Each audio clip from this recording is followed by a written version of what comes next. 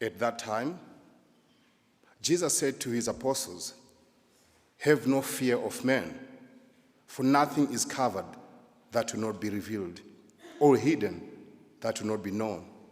What I tell you in the dark, utter in the light, and what you hear whispered, proclaim upon the housetops. And do not fear those who kill the body, but cannot kill the soul. Rather, fear him who can destroy both soul and body in hell. Are not 2 sparrows sold for a penny, and not one of them will fall on the ground without your Father's will? But even the hairs of your head are all numbered. Fear not, therefore, you are of more value than many sparrows. So everyone who acknowledges me before men, I also will acknowledge before my Father who is in heaven. But whoever denies me before men, I also will deny before my Father who is in heaven." The Gospel of the Lord.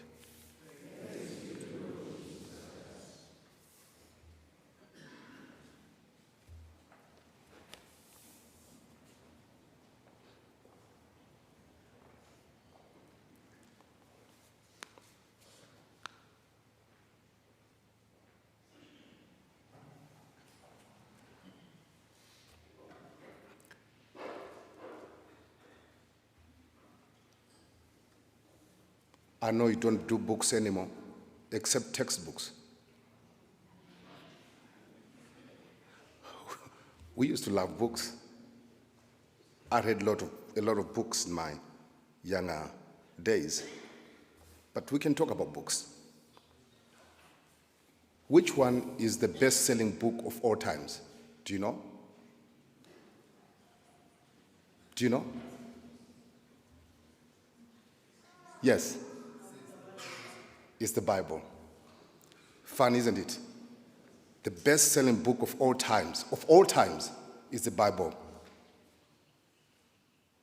Over 5 billion copies printed. Not 5 billion likes. Likes is easy. 5 billion printed books, copies. That's the Bible. It's interesting. I was asking myself, what impact has the Bible brought to the world with 5 billion copies? I was wondering. 5 billion copies. And I've looked at the positive impact that the Bible has brought to this world. And actually many of the positives that the Bible has brought to our lives. One of them is just obvious as we sit in here. If St. Ignatius was ever there would be no St. George's College. Have you thought about that? If that saint called St. Ignatius of Loyola did not appear in this world, St. George's College wouldn't be here. Have you ever thought about that?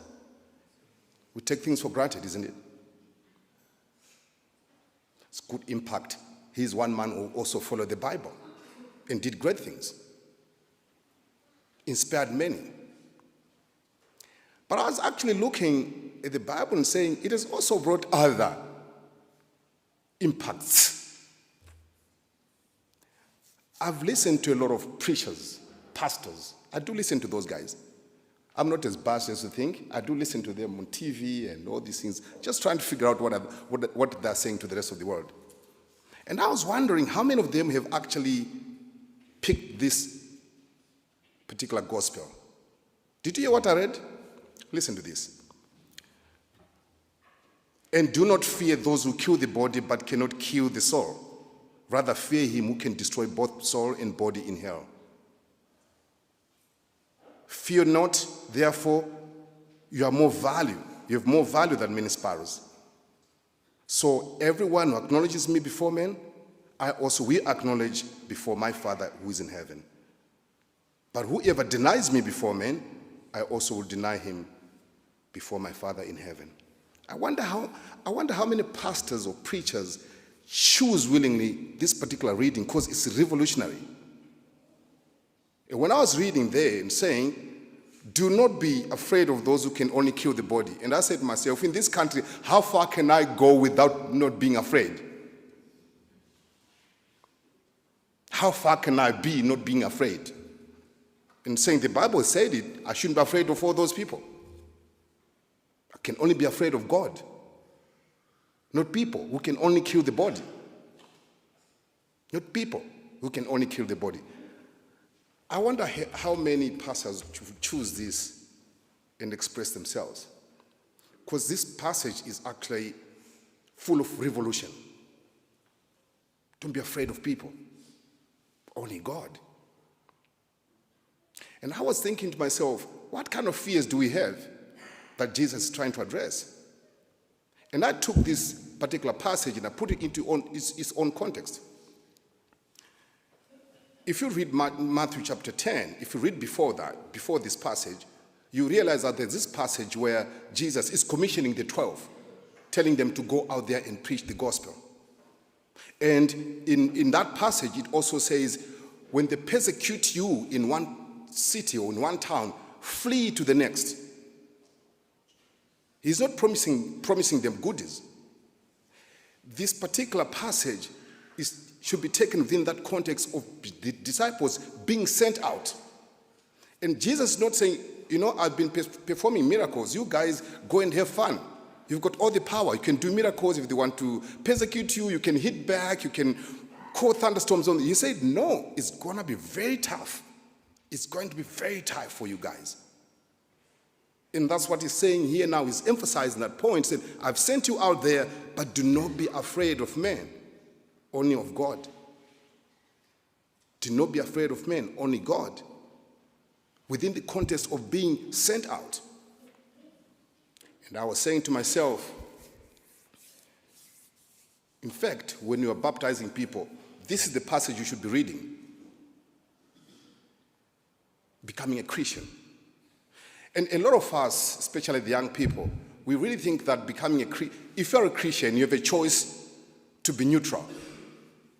That you can be neutral. You can neither, you can just stay in the middle ground. No ways. Jesus is very clear. Once you're a Christian, you cannot be in the middle. You cannot say, I'm neutral about the whole thing. It's either you're for him or not for him. And he says it. Those who do not acknowledge me in front of men, I will also not acknowledge them before my Father in heaven. And what does that mean for us? I'll come back to that. Let's talk about being neutral.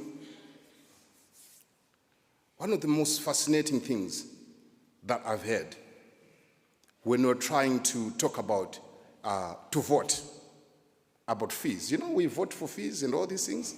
We're not trying to vote. It amuses me that there's a category called abstaining. How can I abstain from a decision? How can that be? Even politicians know it very well. You cannot abstain. Have you seen a ballot box? A ballot. Have you seen a ballot paper? Have you seen it? You can Google it. It's there. Mr. Google can give you everything you need. There is no place where it says abstaining. It doesn't say I'm a voter, but I'm not voting. I'm abstaining. I'll only tick the abstaining. I'm abstaining. I'm not voting for this one or that one or that. It's very clear who you vote for. And the elections are coming in August. It's not a secret. Did you know there are coming elections? Or you are not even in that world? Did you know? Okay. I'm not saying anything about voting, but I'm just saying that even politicians are very clear about that. You don't see a space where it says abstaining, and then you tick there, said, I came to vote, but I'm abstaining. I'm not voting for anyone. You've got to take a stand. And Jesus here, when he says, so everyone who acknowledges me before men, I also will acknowledge before my Father who is in heaven. But whoever denies me before men, I'll also deny him. Jesus is very clear. If there's anything I like about Jesus is that he doesn't, give you half-truths and say, it's going to be okay. He simply said, that's it. Take your stance. Take your stance. Now, here he's talking about our lifestyle. What we do, what we don't. Who do we stand for every day of our lives? There's no such as abstaining. There's no such as being neutral. You've got to either be for Jesus or not for him. You can't say I'm in between.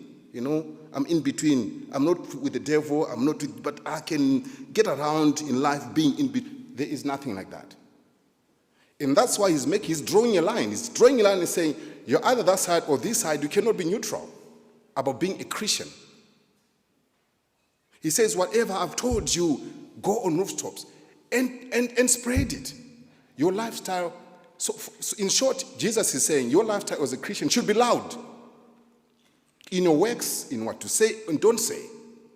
You cannot go through life without making a decision, thinking you can go through the whole life and not making a stance on things. One of the things that you'll have to deal with is artificial intelligence. You think you're going to be neutral about that? You think you'll just be neutral about artificial intelligence? ChatGPT? You're going to be neutral about all that? You're just going to say, well, it's there, but I don't know. I'm not sure. I don't know. You're going to take a stance. You're going to be making decisions. And Jesus here is saying, you've got to have a value framework to making decisions in life. You cannot just go through life without making any decisions, just saying, I can get by. No. And here, what we try to give you is that value framework to be able to take a stance. You think that I'm interested in you guys going to, all the big universities? Do you think I'm interested in that? I'm not. I'm interested in you to be better people. That's the reason why we Jesus run schools. To be a better human being. To take a stance in life. Good and evil. One of the things that we can never be, talking about AI, one of the things that you can never be, you don't fool yourself that you can be like a computer. Don't compete with a computer. You cannot be better than a computer. Although it was designed by a human being, cannot be better than a computer. But you can be a better human being to control the computer. To be making decisions, to be taking a stance on certain things.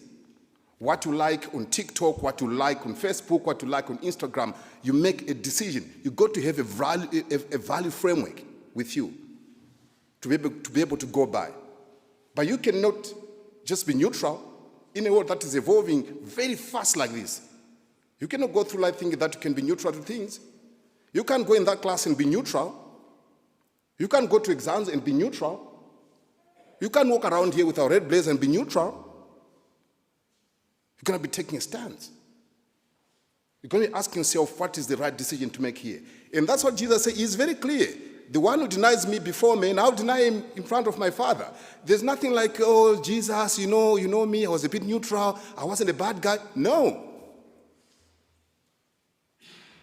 When you start Mass all the time, do you know that prayer that we say? I confess to you what? And then go ahead. Yes? Yeah? Done. Then? And? Stop there. In what I've done and what I've? Can you take a neutral stance? Can you take a neutral stance? What you have failed to do, just doing that, is a stance by itself. You're choosing not to get involved. And that's why what we're confessing. For what I've done and for what I've failed to do. I've chosen to ignore a situation. Someone is being bullied. I've chosen not to look. I've chosen to walk away. You have taken a stance. For what I've done and what I've failed to do. And that's why Jesus is not giving an option for a neutral ground here. When you see someone stealing and not reporting, you have taken a stance, my friend. Don't think I was just neutral. I saw him, I didn't report, but I was just neutral. You have not been neutral, my friend. There's no such as being neutral as a Christian. And that's what Jesus is saying today. So today, I want you to reflect on your actions, on your attitudes, on what you say and don't say, on what you do and don't do. Never for once think you're going to be neutral and go through life. And at the end, go to Jesus and say, but Jesus was a good guy. I was just neutral. I never bullied anybody. I never said anything to anyone. I was just neutral. So can I just enter heaven? And Jesus is going to say, my friend, you took so many decisions in your life. So many. Thousands of them. Think you didn't make a decision. You made the decision. Today, it's a tough gospel. Jesus is drawing a line and saying, you're either for me or not for me. That's it.